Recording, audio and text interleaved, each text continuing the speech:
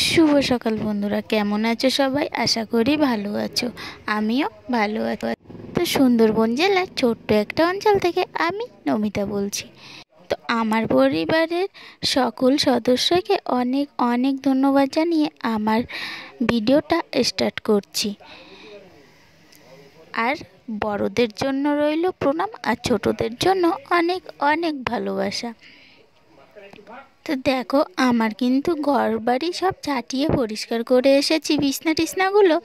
আর এখন এসে এই যে বাইরেটা পরিষ্কার করে নিচ্ছি। তো দেখো, আজকে কিন্তু আমার উঠতে একটু বেলা হয়ে গেছে। তো 6:30 7টা বাজতে যায়। এখন ঝাঁটাচ্ছি, আসলে 6টার সময় উঠেছি। সেখান থেকে ঘর বাড়ি পরিষ্কার করে উঠোনটা ঝাঁটাতেই আমার আধা ঘন্টা লেগে যায়। তো এখন এই যে উঠোনটাকে পরিষ্কার করে, রোদ্দুর এখনও উঠোনে আসেনি, ওই সাইড থেকে বেলাটা উঠেছে, একটু গাছে গাছে রোদ্দুর পড়ছে। তো আমি ওই যে তেঁতুলগুলোকে মেলে দিচ্ছি, রোদ্দুর আসলে শুকিয়ে যাবে। আসলে আবার সব কাজ টাজ করে দোকানে যেতে হবে, তো তাই আগের কাজ আগেই করে রাখছি। তো দেখো, তেঁতুলগুলোকে কিন্তু আমি খুব ভালো করে রোদ্দুরে দিয়ে দিচ্ছি, যাতে সব তেঁতুল একটা একটা করে শুকিয়ে যায়। তারপরে সোজা দুয়োর ধারে পোঁছ দিতে চলে আসলাম। তারপরে উনুনটাকেও লেপে নিতে হবে। আর উঠানটা দেখছো একটু ফেটে ফেটে গেছে। আসল কথা কি বলো তো, সে বৃষ্টি হয়েছিল, তারপরের থেকে আমার শরীর খারাপ ছিল একটু, তারপরেও একটু কাজের প্রেশার পড়ে গেছিলো ধান রোয়ার দিক দিয়ে, খোয়ালি করা, রান্নাবান্না, ওর জন্য উঠানটাকে আর লেবার টাইম পাইনি। উনানটাই প্রথমে ছাই তুলে পরিষ্কার করে নিয়েছি, তারপরে এই যে উনানটা লেপে নিচ্ছি।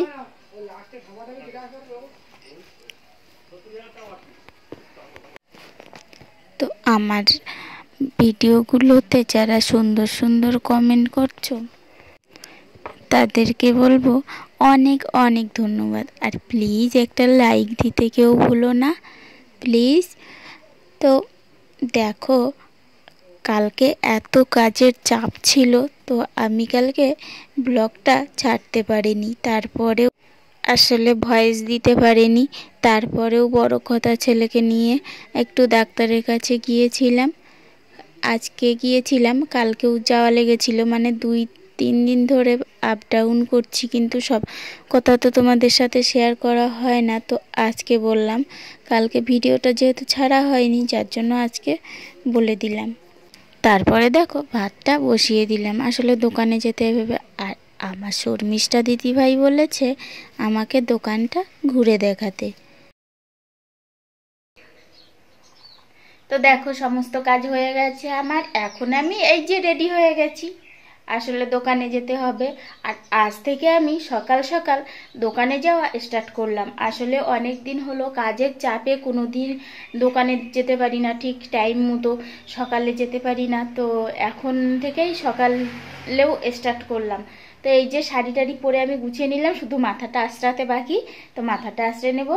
আর দেখো, বিছনা টিছনা সবই তোলা হয়ে গেছে, সকালে খাওয়াও হয়ে গেছে। এখন বাজে 8টা বেজে গেছে, 8টা থেকে 1:30 বেজে গেছে।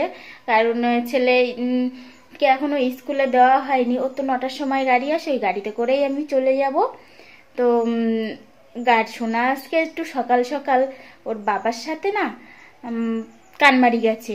আসলে আমাদের বাজারের নাম কানমারি বাজার। তো ওই বাজারে গেছে, ও ওখান থেকে গাড়িতে উঠে পড়বে। আমি গুছিয়ে দিয়েছি ওকে, আর আমি ওর গাড়িতে উঠে ওই পর্যন্ত যাব, বইয়ের ব্যাগটা নিয়ে ওকে ওখান থেকে স্কুলে পাঠিয়ে দেব, আর আমি দোকানে নেমে পড়ব। তো দেখো, মাথাটা আমি আঁচড়ে নিচ্ছি। আর আমার সামনে না টেবিল, আয়নাটা আমার থেকে 2-3 হাত দূরে দেওয়ালের গায়ে লাগানো আছে, যার জন্য আমি ওই দূরে দাঁড়িয়ে দাঁড়িয়ে তারপরে আঁচড়াচ্ছি।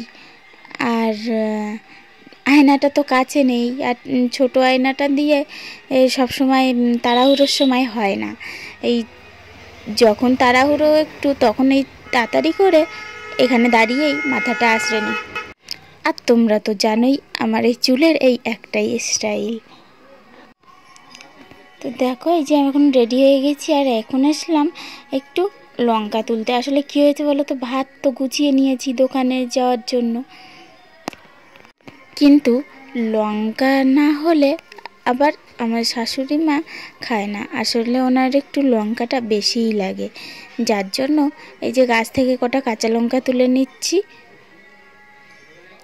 আর টমেটো মাখাতে হবে, ওর জন্য কাঁচা লঙ্কা, আসলে টমেটো না ভাজা লঙ্কা দিয়েই বেশি মাখালে ভালো লাগে, কিন্তু কি করব বলো, আমার লঙ্কাটা ভাজতেই মনে নেই আজকে, যার জন্য এই যে কাঁচা লঙ্কা কিছুটা তুলে নিচ্ছি। তো একদিনের তো ব্যাপার, কোনো অসুবিধা নেই। লঙ্কা গাছগুলো দেখো কি সুন্দর লঙ্কা হয়েছে, আর এগুলোকে কিন্তু খুদে লঙ্কা বলে, আর এই গাছ দুটো একটু কম হয়েছে। আর এই দেখো মাটি কাটানো কিন্তু হয়ে গেছে, সেই তোমাদেরকে দেখাচ্ছিলাম। এই যে মাটি কাটানো হয়ে গেছে, কমপ্লিট হয়ে গেছে, একদিন আগেই কমপ্লিট হয়ে গেছে, দেখেছো। আর ওই যে সাদা সাদা চুন মেরে দিয়েছে জলটাকে পরিষ্কার করার জন্য, আসলে জল দেবে। আর ওই সাইডের খালটা আজ থেকে মেশিন বসিয়েছে খাল ছেঁচবে বলে, আর কালকে তো যেহেতু দোল। তো দেখো এখন আমি দোকানে চলে এসেছি, আর কি বলো তো, এই যে আওয়াজটা এত হচ্ছিল তো দোকানে এসে, যার জন্য আমি এই ভয়েসটা কমিয়ে দিয়েছি, দিয়ে পরে আমি মুখে ভয়েস দিচ্ছি। আর আমার শর্মিষ্ঠা দিদিভাই বলেছে আমার দোকানটা ঘুরে দেখাতে, যার জন্য দিদিভাই আমি তোমার দোকানটা ঘুরে দেখাবো এখন। তো কেমন লাগবে অবশ্যই কিন্তু কমেন্ট করে পরে জানিয়ে দিও। দেখো এই সামনের সাইডটা না আমি কসমেটিক্স রেখেছি, আর অল্প কিছু কসমেটিক্স রেখেছি, যেমন নেল পালিশ, মুখে মাখা, হ্যান ত্যান এইসব দিয়ে রেখেছি। আর এই সাইডটা, ডান সাইডটা এই যে সোজা শাড়ি রেখেছি, দেখতেই পাচ্ছ, খুবই ফাঁকা ফাঁকা, কিন্তু কিছু মনে করো না, কিন্তু কি বলো তো, মাল শেষ হয়ে গেছে তো। আর এই যে নিচের সাইডটা একটু জুতো রেখেছি, আর ধানের টাকা কিছু কিছু নিয়ে সার্ভিস কেনা হচ্ছে, যার জন্য মাল খুবই কম তোলা হচ্ছে, আর অল্প কিছু কিছু করে সব মালই টুকটাক তুলেছি দোকানে। আর এই দেখো মেয়েদের কিছু জামা কাপড় এই যে ঝুলিয়ে রেখেছি, আর কিছু আছে এখানে ব্লাউজ, আর মেয়েদের কিছু জামা কাপড় ওখানে ঝুলিয়ে রেখেছি। আর এই মেশিনটা দেখছো, এটাই কিন্তু আমি একটু সেলাই করি মাঝে মাঝে, আর তাও আবার আমার ছেলে ভেঙে ফেলেছে, ওর জন্য এই কয়েকটা দিন রেস্টে আছে। আর এই যে দেখছো সামনে জুতোগুলো আমি সাজিয়ে রেখেছি সামনের সাইডটা, আর এই সাইডটা কসমেটিক্স রেখেছি, এটা সামনের সাইড, এখান থেকে আমি দোকানে ঢুকি। আর এই সাইডটা ছেলেদের কিছু জিনিস আমি রেখেছি, দেখছো এটা কিন্তু বিয়ের পাঞ্জাবি, আর এই যে জিন্সের প্যান্ট দিয়ে, আর অল্প কিছু গেঞ্জি, খুব একটা মাল নেই কিন্তু। আর এই যে এটা মেয়েদের কিছু কসমেটিক্স ওই সাইডে আমি ঝুলিয়ে রেখেছি টিপের পাতা এইসব দিয়ে, আসলে জায়গাটা কিন্তু খুবই কম, তার ভিতরে সব কিছু। আর এই নিচের থাকটা বাচ্চাদের কিছু জিনিস রেখেছি। আর এই যে সরস্বতী পুজোর সময় এগুলো আমি তুলে দেবো, সরস্বতী পুজোর শাড়ি বাচ্চাদের, আর কিছু ব্যাগও আছে সেই সাথে। আসলে কসমেটিক্সের দোকান তো, তার জন্য কিছু ব্যাগও রাখতে হয়। দেখো আমার দোকানটা দেখানো কমপ্লিট হয়ে গেছে, এই অল্প কিছু মালই রয়েছে, খুব কষ্ট করেই কিন্তু আমি দোকানটা তুলেছি, মাত্র 10,000 টাকা দিয়েই শুরু করেছি, আর এখন এতটুকু করতে পেরেছি, ভবিষ্যতে হয়তো আরও কিছু করতে পারবো, সেটা সবার আশীর্বাদে। তো আজকের মতন ব্লগটা এখানেই শেষ করব, আর বেশি বাড়াবো না। তো এখন চলি, আর প্লিজ প্লিজ যারা নতুন বন্ধু তাদেরকে বলবো প্লিজ চ্যানেলটিকে সাবস্ক্রাইব করে দেবে, আর আমিও একটু অপেক্ষা করবে, আমিও তোমাদের পরিবারে ঠিক চলে যাব।